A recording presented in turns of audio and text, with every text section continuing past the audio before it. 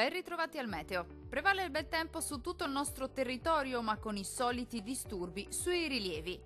Nel dettaglio, sul Veneto sarà ampiamente soleggiato, sarà dunque una splendida giornata all'insegna del sole su tutti i settori. Al pomeriggio, tuttavia, non si esclude qualche breve acquazzone di calore sui rilievi. Cielo sempre sereno o al massimo poco nuvoloso invece altrove. Temperature minime tra 19 e 24 gradi. Valori massimi compresi invece tra 29 e 34 gradi circa. Diamo ora uno sguardo al Friuli Venezia Giulia. Poche novità, situazione molto simile, solamente con qualche pioggia al pomeriggio sui rilievi alpini.